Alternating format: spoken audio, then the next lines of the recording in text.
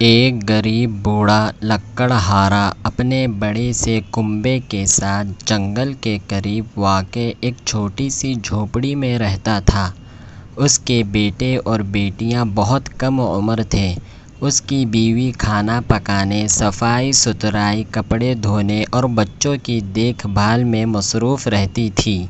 بوڑھا جنگل میں جا کر لکڑیاں کاٹ کر لاتا تھا اور اسے ایک گٹھری میں باندھ کر اپنے گدھے پر لادتا اور قریبی گاؤں کے بازار میں جا کر بیچ دیتا اور اس طرح کنبے کا گزارا ہوتا تھا۔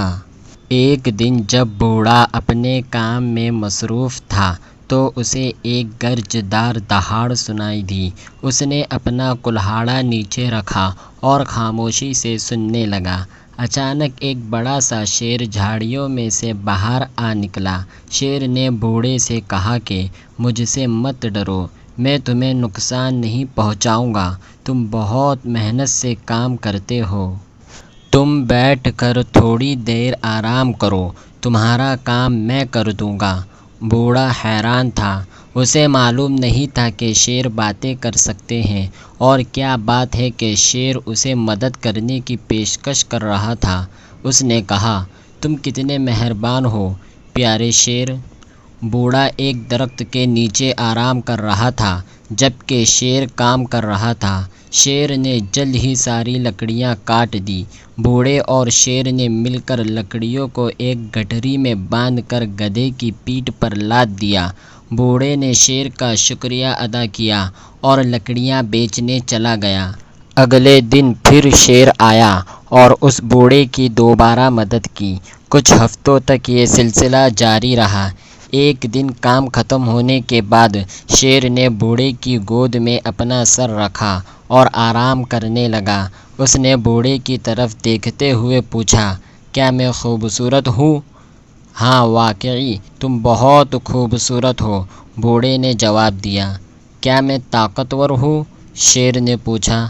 ہاں یقیناً، بے شک بہت طاقتور ہو، بوڑھے نے جواب دیا۔ کیا میں جوان اور توانائی سے بھرا ہوا ہوں؟ شیر نے پوچھا۔ ہاں ہاں بالکل ایسا ہی ہے، بوڑھے نے جواب دیا۔ کچھ دیر سوچنے کے بعد بوڑھے نے شیر سے کہا، تم میں ایک چیز کی کمی ہے، تمہارے جسم سے بدبو آتی ہے۔ اگر تمہیں کوئی اعتراض نہ ہو تو برائے کرم اپنا سر میری گود سے ہٹا لو۔ اگر آپ کی طرح میرے جسم سے بھی بدبو آنے لگی تو میری بیوی کو بہت برا لگے گا۔ شیر اچھل کر اس کی گود سے اٹھا اور بوڑھے کو کلہاڑی دیتے ہوئے کہا، اسے میری پیٹھ پر مارو۔ بوڑھے نے کہا، میں تمہیں تکلیف نہیں پہنچا سکتا۔ شیر نے کہا، یہ میری خواہش ہے، اور یہ کہنے کے ساتھ ہی وہ دہاڑنے لگا۔ بوڑھے کی سمجھ میں کچھ نہیں آ رہا تھا کہ وہ اب کیا کرے۔ آخر اس نے کلہاڑی اٹھا کر شیر کی پیٹھ پر دے ماری۔ شیر کی پیٹھ پر گہرا زخم آیا اور خون نکلنے لگا۔ اس سے شیر کا جسم سرخ اور چپچپا ہو گیا۔ شیر جنگل میں واپس چلا گیا اور بوڑھا اپنی لکڑیاں بازار میں لے گیا۔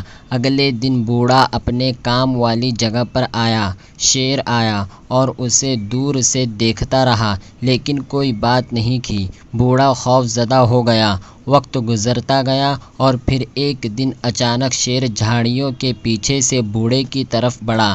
اس نے بوڑھے سے کہا، میری پیٹھ کی طرف دیکھو، زخم کا کوئی نشان ہے؟ بوڑھے نے غور سے دیکھا لیکن اسے کہیں کلہاڑی سے لگنے والے زخم کا نشان نظر نہیں آیا۔ یہ بالکل ٹھیک ہے، کوئی نشان نہیں ہے، بوڑھے نے کہا۔ ہاں، شیر نے جواب دیا، کلہاڑی کا زخم تو ٹھیک ہو گیا ہے لیکن تمہارے سخت الفاظ کا زخم ابھی تک میرے دل پر موجود ہے جو کبھی ٹھیک نہیں ہو سکتا۔ مجھے ہمیشہ یاد رہے گا کہ تم نے میری بدبودار جلد کے بارے میں جو کہا تھا۔ اب تم اس جنگل کو چھوڑ دو ورنہ میں تمہیں کھا جاؤں گا۔ اور یہ کہنے کے ساتھ ہی وہ گرج دار آواز سے دہاڑنے لگا۔